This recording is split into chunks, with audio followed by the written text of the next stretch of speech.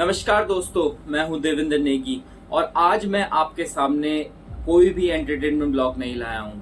आज जो मैं आपके सामने बात करूंगा वो बहुत ही सीरियस बात है, क्योंकि कुछ ही दिनों पहले हमारे उत्तराखंड में अंकिता भंडारी की निर्मम तरीके से हत्या कर दी गई।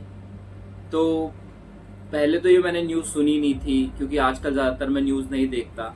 लेकिन जब मॉर्निंग में मेरे पापा न्यूज़ देख रहे थे और मैंने सुना कि कोई अंकिता भंडारी है जो उत्तराखंड से है और जो अब इस दुनिया में नहीं रही, तो मैंने जानने की कोशिश करी कि क्या हुआ था आखिर उनके साथ। तो धीरे धीरे मैंने दिन प्रतिदिन उसके बारे में पता किया, न्यूज़ की अपडेट्स ली और फिर मैंने सोचा कि क्यों ना अपने ब्लॉग के माध्यम से मैं आप सभी लोगों के साथ इस विषय पे चर्चा करूं। तो अंकिता भंडारी सिर्फ 19 वर्ष की थी। मतलब 19 वर्ष कुछ भी नहीं होता है यार, कि हम अपनी ज़िंदगी की शुरुआत करते हैं। शुरुआती दिनों में हम स्कूल्स में रहते हैं, उसके बाद हम चाहते हैं कि अब हमारी दुनिया बदले, हम कुछ करके दिखाएं। तो अंकिता ने भी यही सोचा होगा। तो अंकिता भंडारी पौड़ी गढ़वाल से ही थी। पौड़ी गढ़वाल से ही उन्होंने अपनी स्कूलिंग करी, फिर होटल मैनेजमेंट में डिप्लोमा किया और फिर वंतारा रिसोर्ट में जॉब के लिए गई। उनकी फर्स्ट जॉब थी। आजकल जितनी बड़ी बड़ी कंपनीज़ है वहाँ पे सेक्सुअल एक्सप्लॉयटेशन को लेके पॉलिसीज़ बनी रहती है। बट दोस्तों, ये पॉलिसीज़ एक हद तक सही हैं, बट जब तक कोई भी महिला या फिर कोई भी लेडी हिम्मत करके अपनी बात किसी को नहीं बताएगी तो कोई उनकी मदद भी नहीं कर सकता। तो जनरली क्या होता है कि कभी किसी के साथ कोई इंसिडेंट हो गया ऑफिस में छोटा मोटा, तो ज़्यादातर लोग क्या करते हैं, उसको इग्नोर करते हैं। यही कहना चाहूँगा कि अगर कभी भी आपके साथ कुछ भी होता है तो ज़रूर उस बात को शेयर करें। आप उस बात को किसी के साथ भी शेयर कर सकते हो, चाहे वो आपका दोस्त हो, आपकी फैमिली में से कोई हो, आपकी सिस्टर, ब्रदर, आपके पापा, मम्मी। बस ज़रूर अपनी अपनी कोई भी बात शेयर करें, जो बात आपके दिल में है, जो बात आपको लगता है कि जो बात आपको सता रही है, आपको सोने नहीं देती।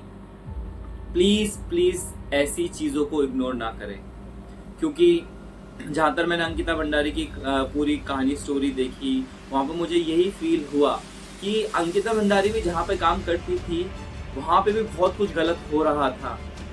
और शुरू में कुछ टाइम उसको समझने में लगा होगा, धीरे धीरे उसको वहाँ पे घुटन हुई होगी और उसको अपनी बात लोगों तक पहुँचानी थी, मतलब अपने दोस्तों के पास या फिर अपनी फैमिली के पास, लेकिन वो सही टाइम पे पहुँच नहीं पाई। तो दोस्तों, सबको पता है उसके बाद क्या हुआ। जो तीनों आरोपी थे, पुलकित आर्या, सौरभ भास्कर और अंकित गुप्ता, अभी तो वो सबके सब पुलिस की गिरफ्त में है और उन पर भी केसेस चलेंगे।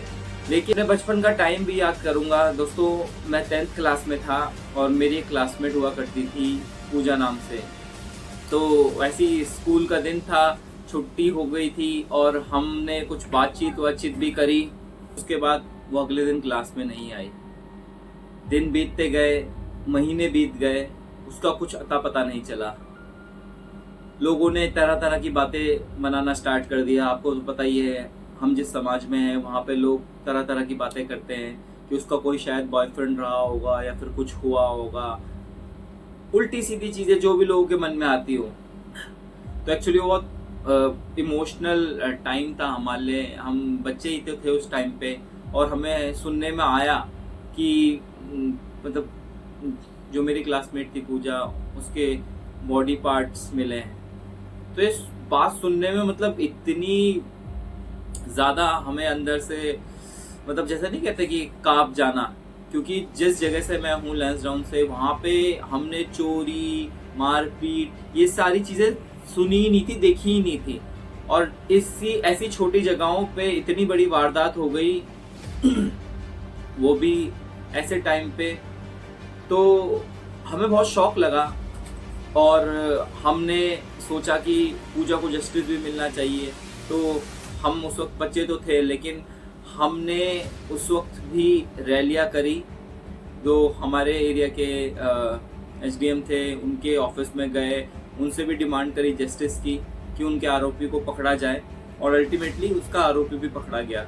बट वो इंसिडेंट अपने आप में बहुत ही मतलब शॉकिंग था मेरे लिए, या फिर जो भी हमारे क्लासमेट थे पूरे स्कूल और हमारे पूरे क्षेत्र के लिए। क्योंकि यार मतलब जिन लोगों को आप जानते हो, आज आपने उनसे बात करी और कल से वो है ही नहीं पूरी दुनिया में, और उनके साथ इतना बुरा हुआ हो, मतलब उनकी बॉडी के इतने पीसेस किए गए, जंगल में फेंक दिए गए। और जब एक किसी ने देखा एक जानवर मतलब बॉडी पार्ट था, शायद आई थिंक वो पैर का पार्ट था, मुंह पे लेके जा रहा है, तब जाके किसी ने इन्फॉर्म किया, और तब जाके वहाँ पे पुलिस गई छानबीन के लिए, और जंगल में तब जाके बॉडी के पीसेस मिले। तो इस दौर से मैं गुजर चुका हूँ, और अब जब अंकिता भंडारी का केस आया तो मुझे सोचने में वही लगा यार कि मतलब उस तरह से तो नहीं हुआ, बट हाँ वो भी बहुत यंग एज की थी, और अंकिता भंडारी भी बहुत यंग एज में थी। और अंकिता भंडारी तो फर्स्ट जॉब की सैलरी भी नहीं ली होगी, और पहली ही जॉब में इस तरह का एनवायरनमेंट देखना तो प्रेशर में आना ही था, मतलब कोई भी प्रेशर में आ जाएगा यार। और मैं तो ये कहूँगा यार कि हमारे आसपास अगर आपको लगता है कहीं पे भी गलत हो रहा हो, कुछ भी हो रहा हो, तो प्लीज़ उस बात को उठाइए। क्योंकि यार मेरे पास तो सिर्फ एक यूट्यूब का माध्यम है, मेरे पास मुझे लगा यार कि सारी बातें जानने के बाद मैं अपने व्यूज़ सबके सामने रख पाऊँ। तो दोस्तों मैं सिर्फ प्रे यही करूँगा यार कि जहाँ पे भी उनकी आत्मा हो वो शांति से रहे, और सबसे हिम्मत उनके माँ बाप को देना चाहूँगा, उनके घर परिवार वालों को। क्योंकि बहुत दुख होता है यार ऐसे न्यूज़ अगर किसी के भी परिवार को मिलती है ना, चाहे वो कोई भी हो, हम उनको जानते हैं चाहे नहीं जानते हो, लेकिन जो परिवार इसको झेलता है ना, मतलब उसके लिए सबसे ज़्यादा दर्द हो गया। तो सबसे पहले तो मैं यही प्रे करूँगा यार उस परिवार को हिम्मत दें। और अभी मैंने न्यूज़ भी देखी थी, जो उत्तराखंड के सीएम हैं धामी जी, उन्होंने कंपनसेशन भी अनाउंस किया है शायद 25 लाख रुपए का, और ये जो पूरा केस है फास्ट ट्रैक कोर्ट पे भी जल्दी से जल्दी इसका रिजॉल्व होगा।